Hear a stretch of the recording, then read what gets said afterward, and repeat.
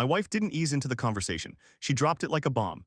We were sitting at her best friend Emily and her husband Ryan's house, plates empty, dessert barely touched. Out of nowhere, my wife leaned back and said, "I think we should switch partners once a week." I laughed at first because it sounded ridiculous. Then I noticed her hand resting on Ryan's leg under the table. I wasn't the only one who saw it. Emily's face went completely still, like something inside her shut off.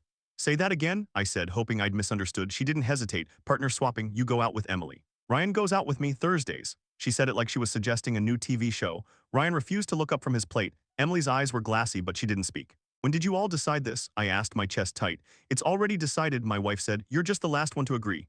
I told her it was insane, that it wasn't happening. That's when she leaned close enough for only me to hear and whispered a hotel room number and a day of the week, one I'd been at work.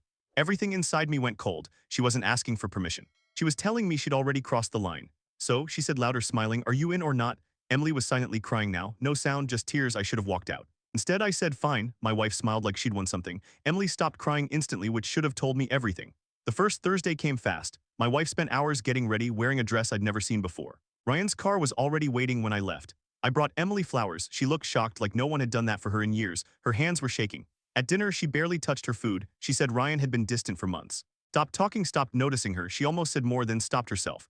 Her phone lit up with my wife's name. She flipped it face down immediately. When I got home, my wife was already there, hair messy, lipstick smudged. She launched into explicit details I didn't ask for. I told her to stop. She didn't. While she talked, I quietly texted Emily to thank her for the evening. My wife saw the message and threw her glass across the room. The next week, Emily's car mysteriously broke down, so I picked her up.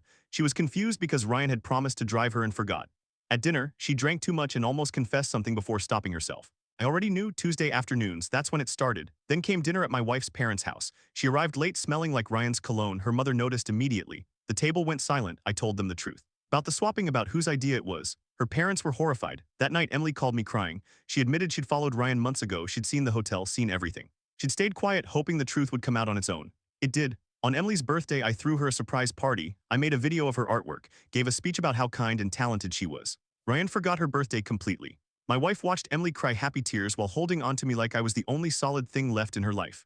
That night, my wife came home furious and demanded details about what Emily and I had done. "Nothing," I said. "We talked." That's when it hit her. Emily wasn't falling apart. She was falling away from Ryan and toward me. The next morning, my wife panicked and said we had to end everything immediately. I handed her my phone. Screenshots, months of messages between her and Ryan, messages from before she ever mentioned swapping. Emily had kept them. She wanted to see if my wife would ever admit the truth. She never did. Emily filed for divorce. And that was the moment my wife realized she didn't just destroy our marriage. She lost her best friend too.